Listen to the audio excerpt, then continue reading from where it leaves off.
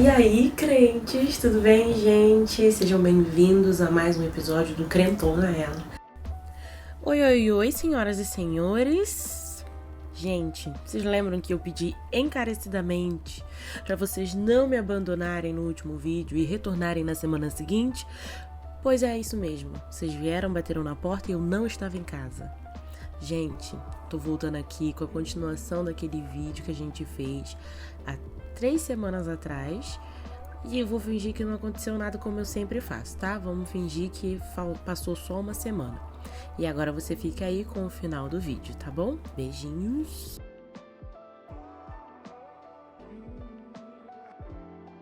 E aí ele fala, dá-nos hoje o pão de cada dia.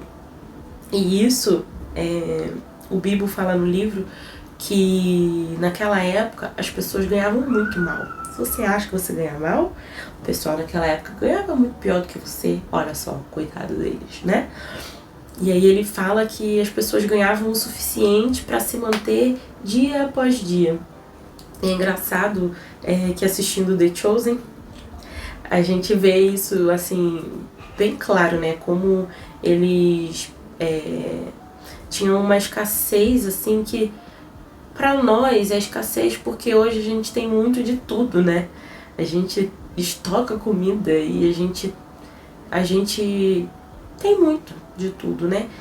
E eles viviam com o do dia, sabe? Eles tinham o essencial. Para os nossos olhos de quem tem muitas coisas e além, a gente pensa que era escasso nesse sentido, mas eles conseguiam viver para uma coisa de um dia após o outro, né? Então, quando a gente fala, dá-nos hoje o pão nosso de cada dia, a gente tem que lembrar que eram pessoas que ganhavam pouco e ganhavam pro sustento do próprio dia, e isso nos leva a um lugar de dependência. Porque se você tem hoje e amanhã você não sabe se você vai ter, né? Não sei se algum de vocês já passou por esse nível de necessidade, sabe? De jantar e não saber o que vai comer no dia seguinte. Se você já passou, você consegue entender melhor o peso que é você pedir o pão de cada dia. Mas para uma pessoa como eu, que graças a Deus não passou por isso, a gente tem que medir, sim, o peso dessas palavras, né? De entender o que era você a cada dia ter que buscar o seu sustento. E falando sobre o pão de cada dia, que é um conjunto de necessidades, porque para você ter o pão na sua casa, a colheita tem que ter sido boa. Para a colheita ter sido boa, a terra devia estar boa. E para a terra estar boa, ela tem que ter sido bem regada. Então é um conjunto de coisas que não é só o pão, sabe? É todo um conjunto de situações que vão te levar a ter o pão de cada dia. A condição de comprar, é uma boa colheita, é uma boa condição climática e saúde para você ter o dinheiro para comprar o seu pão. Você estar bem fisicamente para você comer o pão e desfrutar do pão com a sua família, com os seus amigos, com os seus vizinhos. E nisso você não está pedindo só por você, quando você diz o pão nosso de cada dia. Até porque também o pão é nosso, né? Não é o meu pão de cada dia, é o pão nosso de cada dia. Você está pedindo bênção sobre os seus vizinhos. Você está pedindo uma boa administração dos governantes, porque se eles forem omissos no que eles estão fazendo, uns têm e outros não têm. Então, vai muito além do pão nosso de cada dia. E isso também remete a tempos de guerra e de paz, porque se você está em guerra, é muito provável que falte o pão. Então, você também está pedindo por tempos de paz. E aqui no livro, onde eu botei o livro? Aqui no livro, o Bibo fala de um texto de Lutero, que é bem interessante. Deixa eu achar para eu ler. Vou ler um pouquinho. Lutero tem um conceito interessante sobre essa petição. Aí o trecho de Lutero. Pois quando mencionas pão diário e o pedes, oras por tudo que é necessário para que possas ter e usufruir do pão diário. E por outro lado, te voltas contra tudo que impede de tê-lo e desfrutá-lo.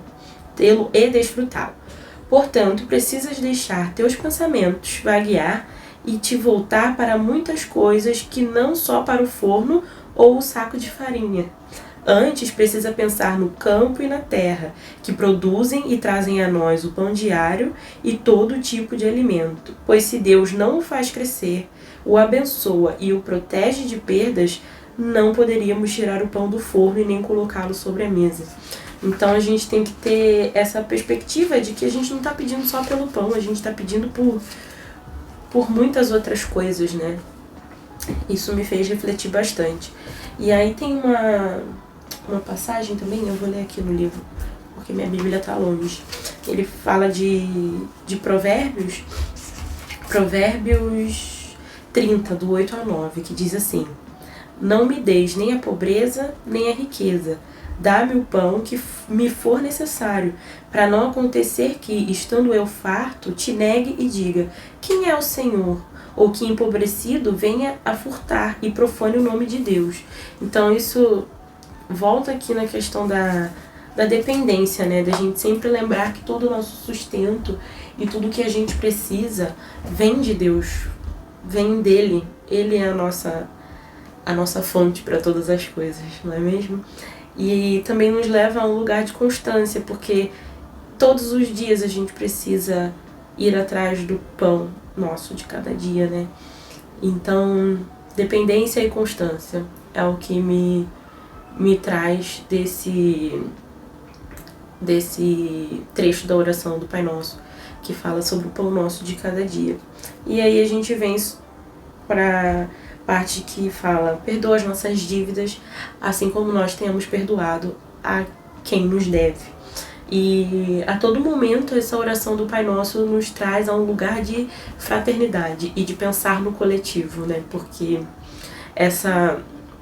esse trecho é tão assim importante que depois que Jesus discorre a oração do Pai Nosso, ele retorna nesse pedaço falando sobre o fato de que se você não perdoar o seu irmão, você também não vai ser perdoado por Deus. E como a gente precisa ter isso em mente e deixar os nossos desejos egoístas de lado, né? E não se achar mais justo do que o outro, porque você também tem coisas a serem perdoadas, sabe? E precisamos nos perdoar mutuamente. Não somos perfeitos ainda. Estamos sendo aperfeiçoados. Amém? Amém. E aí vem a última parte aqui.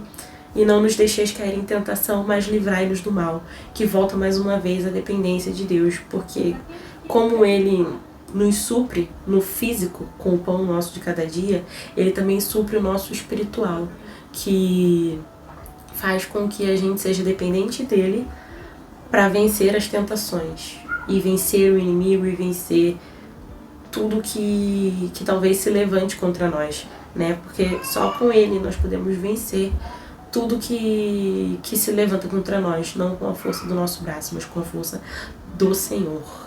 Amém? E aí a oração do Pai Nosso encerra, porque Teu é o poder, a honra e a glória para todo sempre. Amém. Então, tudo deve começar e terminar em Deus, né? Começa com o Pai Nosso e termina dando honra e glória a Ele, como tudo na nossa vida deve ser. A gente tem que a todo momento dar honra e glória ao Senhor Jesus. Amém, gente? Amém. Esse livro me constrangeu demais em várias outras questões, mas essa da oração me fez refletir, me fez refletir bastante, porque às vezes a gente tem uma perspectiva sobre as coisas e é completamente diferente, né? Agora você consegue orar o Pai Nosso tendo mais consciência do que você está orando, do que você está pedindo, do que você precisa fazer, né? Então, é isso, galera. Falamos hoje sobre oração. Espero que tenha te ajudado de alguma forma, da mesma forma que me ajudou. Leia o livro inteiro. É um livro bem fácil de ler, mas ele é tão simples que constrange, a simplicidade desse livro constrange, porque são coisas que a gente às vezes falha, mas que são tão óbvias, né? Ai, por que a gente é assim, né? Mas amém. Semana que vem eu volto e aí a gente vai falar um pouquinho sobre mais disciplinas espirituais. Será que a gente vai falar de jejum? Ou será que a gente vai falar de leitura da Bíblia? Fica aí o questionamento. Comenta aí o que você acha. Gente, compartilha esse episódio de hoje com aquela pessoa que você sabe que tem dificuldade para orar. Se ajudem, se cobrem, porque amigos são para isso, família é para isso. Nós precisamos edificar uns aos outros. Muito obrigada por ter acompanhado até aqui. Espero que eu não tenha falado nenhuma besteira para enfraquecer a sua fé. Mas se eu falei alguma besteira, me perdoa. Porque senão Deus também vai te perdoar. É isso. Beijo. Até semana que vem.